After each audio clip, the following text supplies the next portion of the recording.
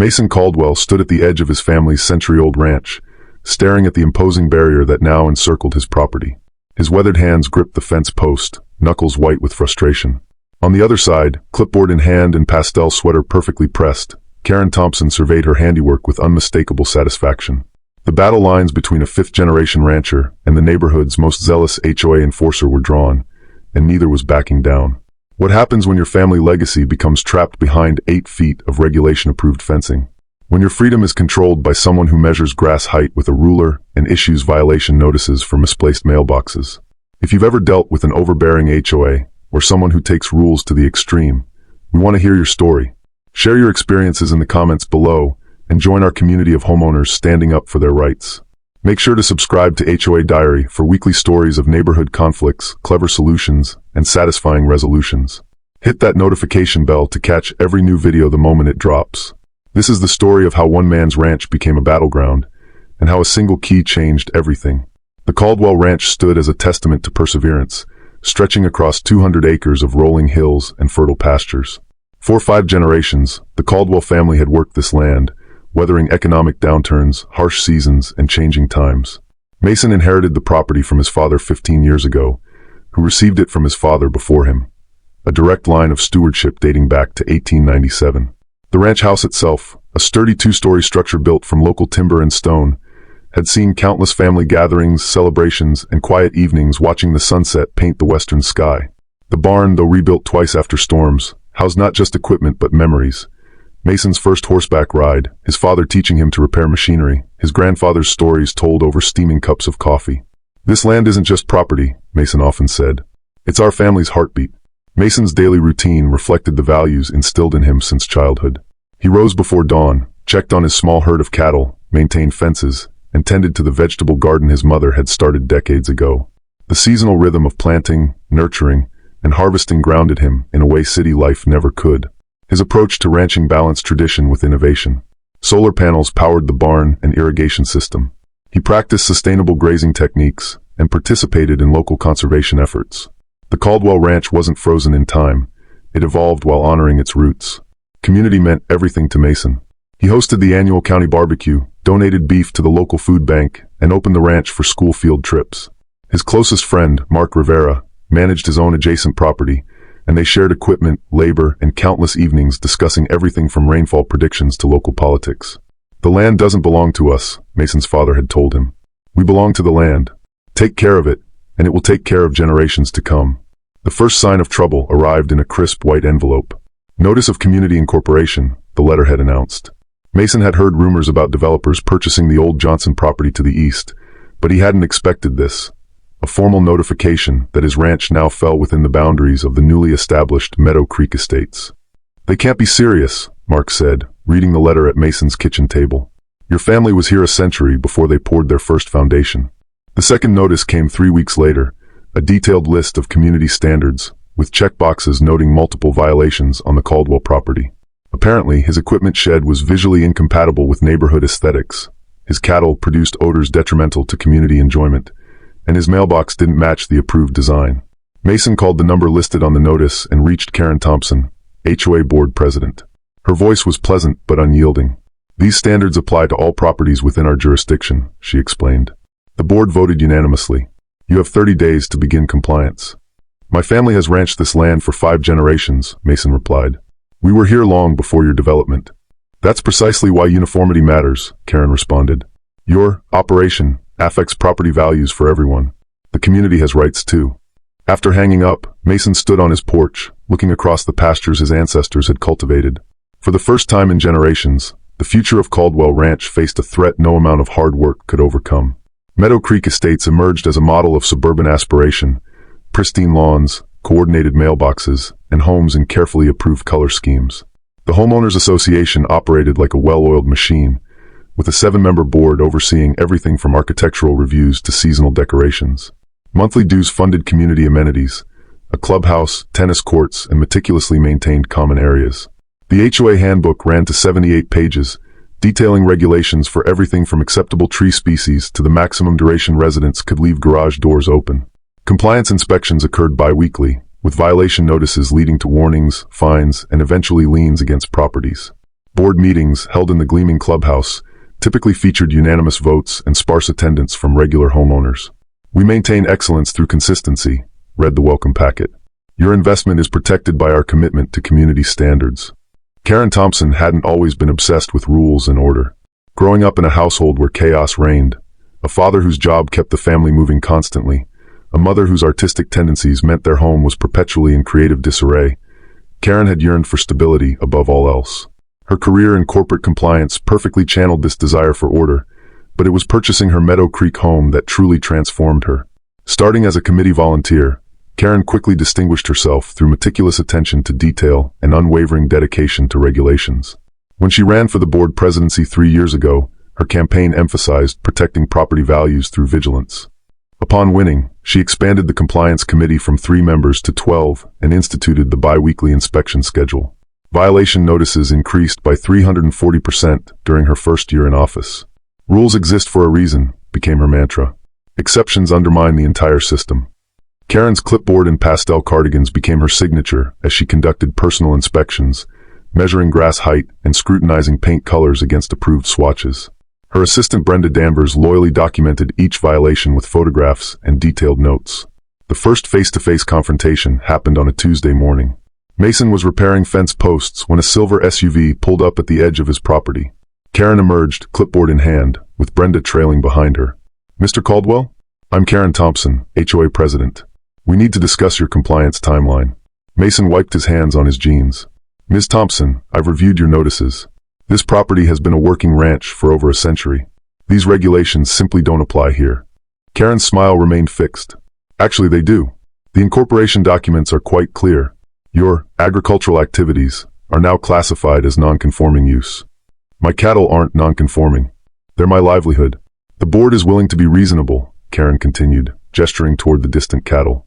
"A 6-month transition period to relocate your livestock and modify structures to meet community standards." Mason's voice remained steady despite his rising anger. "This isn't a hobby farm, Ms. Thompson. This is my heritage, my business, and my home. Your development built around me, not the other way around." As Karen departed, leaving a stack of documents on Mason's fence post, her final words hung in the air. "The community always comes first, Mr. Caldwell. Individual preferences must yield to collective standards." The emergency HOA meeting was called with only 24 hours' notice. Karen stood at the podium, presenting a meticulously prepared slideshow featuring photos of Mason's cattle, equipment, and unsightly agricultural structures. "Property values have already declined 3% in neighboring sections," she declared to the packed room. "The solution is clear. We must establish a definitive boundary." Her proposal: construct an 8-foot privacy fence around the entire perimeter of Caldwell Ranch, with a single controlled access point requiring key card entry. When Ravi Patel questioned the legality, Karen produced a legal opinion letter. "Our covenants permit security measures to protect community interests," she explained.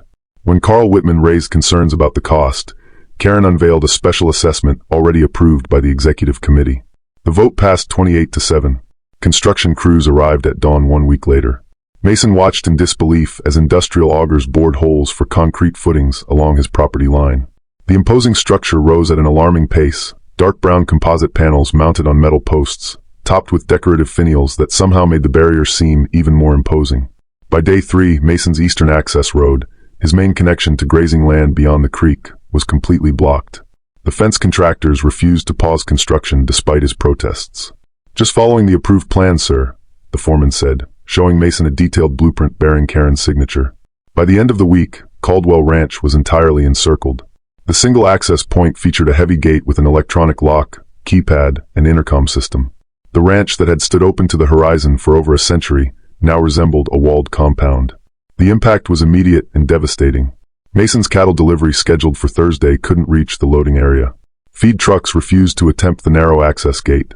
The local veterinarian called to reschedule his monthly visit, citing access concerns. Most critically, Mason's water rights became practically unusable.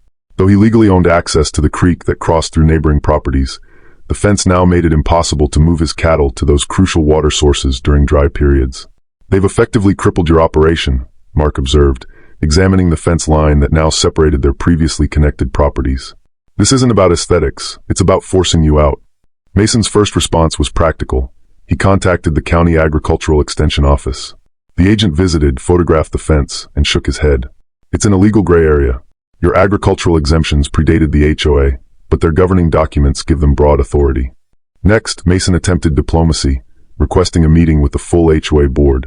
Karen limited him to a 3-minute statement during public comments, after which board members asked no questions and moved immediately to the next agenda item. Mason then sought legal counsel. The attorney reviewed his documents and delivered unwelcome news. "They've been clever," she explained. "The fence technically doesn't prevent access, it merely controls it. They're providing you a key card, which means they can argue they're not blocking your use." When Mason called the emergency maintenance number after his key card mysteriously deactivated, leaving him locked out of his own property for 6 hours, Karen personally returned his call.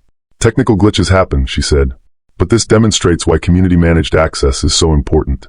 We need to ensure only authorized individuals enter our neighborhood."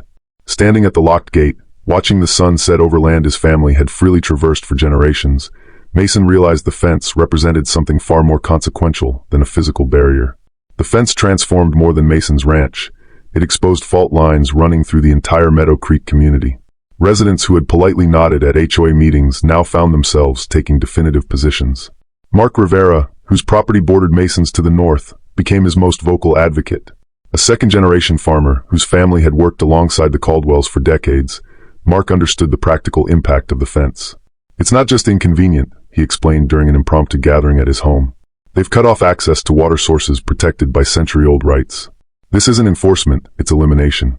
Tiffany Green, whose contemporary garden sculptures had earned her multiple violation notices, emerged as an unexpected ally.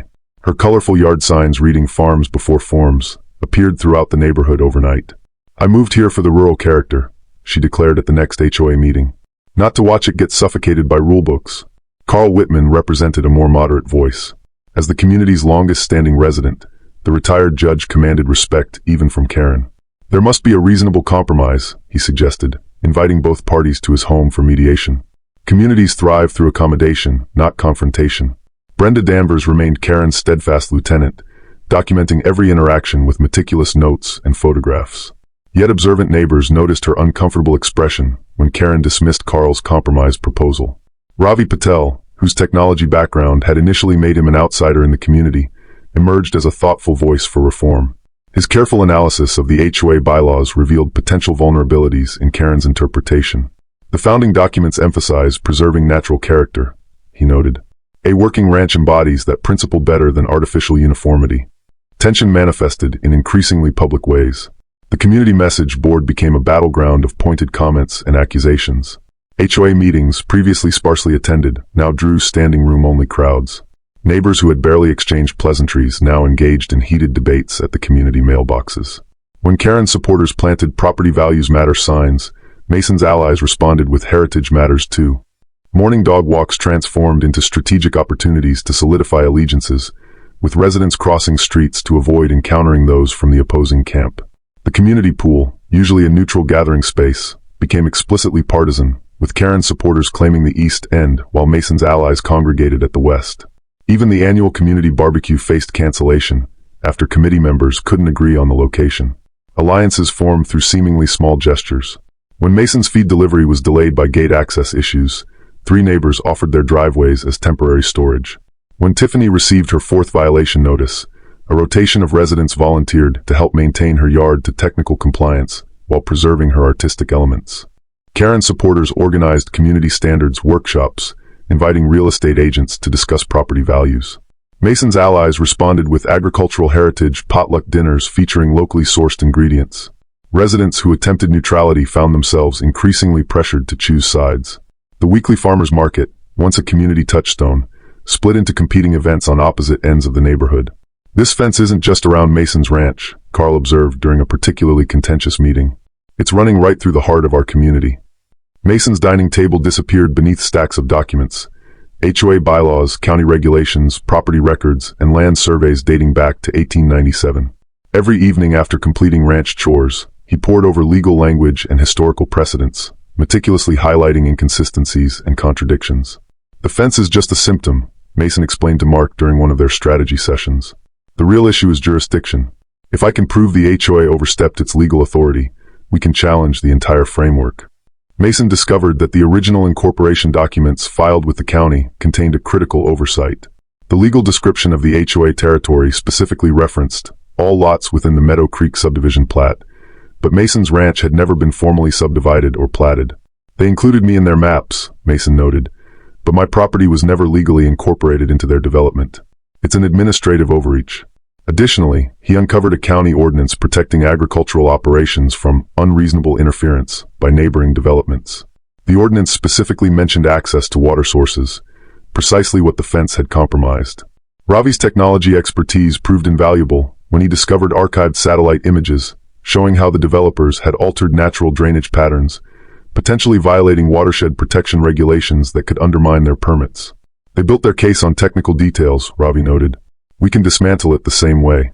The breakthrough came when Carl Whitman, reviewing the HOA's financial records as a board member, identified that the fence project had bypassed required approval procedures. The executive committee had authorized construction as a security measure, without the community-wide vote required for capital improvements exceeding $50,000. This gives us multiple angles of approach, Mason told his allies during a strategy meeting in his barn. The gathering included Mark, Tiffany, Carl, Ravi, and surprisingly Brenda Danvers. Karen doesn't know I'm here, Brenda admitted nervously. But she's gone too far. This isn't what I signed up for. Mason outlined a three-pronged strategy: legal pressure through formal challenges to HOA authority, administrative pressure through county permit investigations, and community pressure through organized resident action. We don't just want the fence removed, Mason explained. We need to reset the entire relationship between my ranch and the development. Tiffany volunteered to coordinate community outreach. We'll host an open house at the ranch. Most residents have never seen what's behind that fence.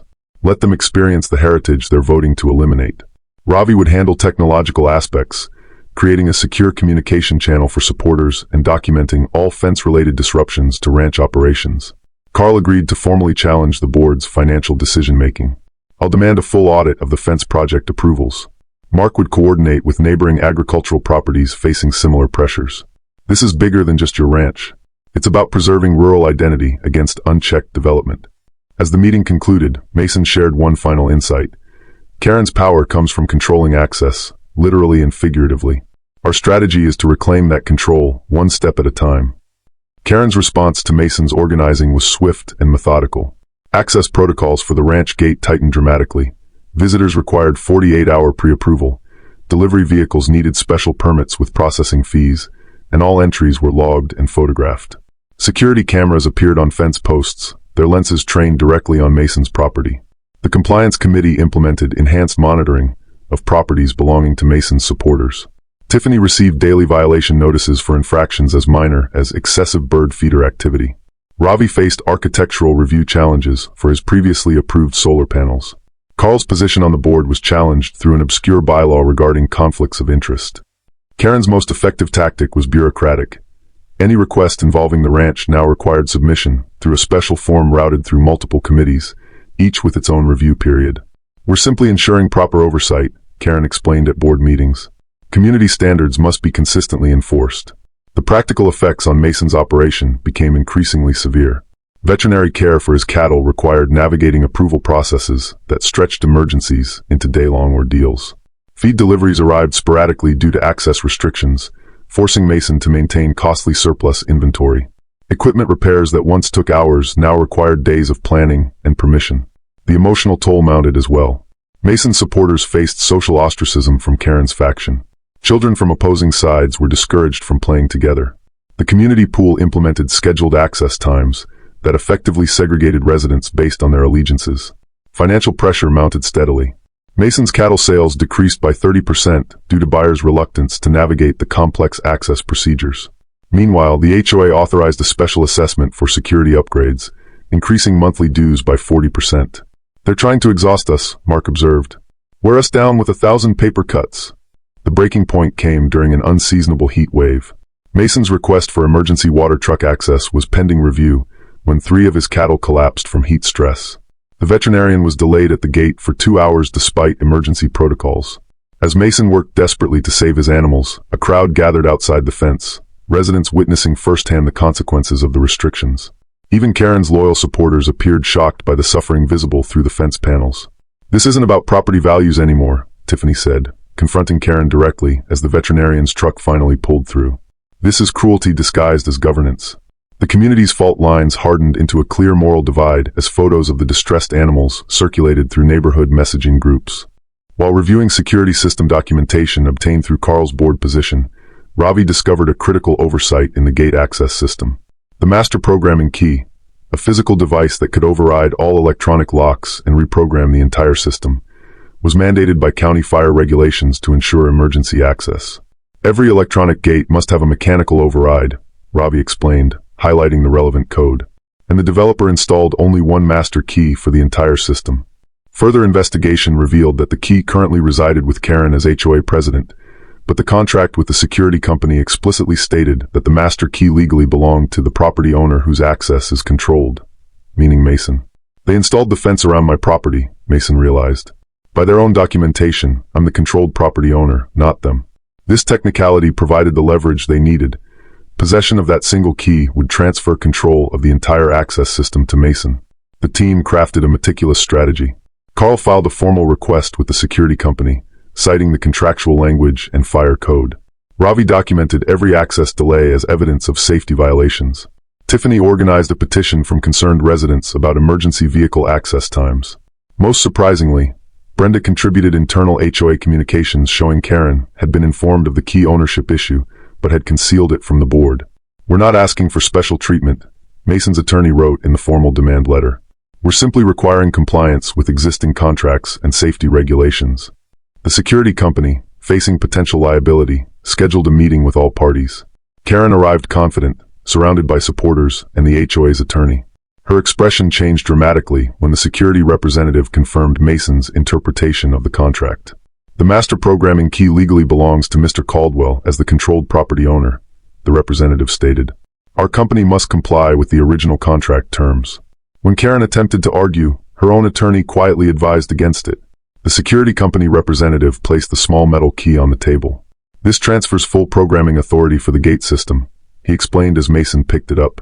The weight of the small object in Mason's palm represented more than access. It symbolized the reclaiming of autonomy. With this key, he could program the system to operate on his terms, ensuring his business could function without interference. "The fence was meant to control me," Mason said quietly. "Now I control the fence." Mason used the master key strategically, not to isolate his ranch, but to reconnect it. He programmed the system to provide reasonable access hours, eliminated unnecessary approval processes, and created emergency protocols that prioritized safety over bureaucracy. The fence remained, but its purpose transformed from barrier to boundary, a clear demarcation between properties that respected both sides. Karen's influence diminished as the board implemented governance reforms. New transparency requirements prevented executive decisions without community input. The compliance committee was restructured to focus on maintenance rather than enforcement. Most importantly, dialogue replaced dictates. Quarterly meetings between ranch operations and community representatives established mutually beneficial protocols. New residents received orientation tours of the ranch, fostering appreciation for the agricultural heritage that preceded their homes. "Boundaries work when they're mutual," Mason observed, "not when they're weapons." What HOA conflicts have you experienced? Were you able to find a resolution? Share your story in the comments below. Subscribe to HOA Diary for more real-life neighborhood conflicts and solutions. Don't forget to hit the notification bell.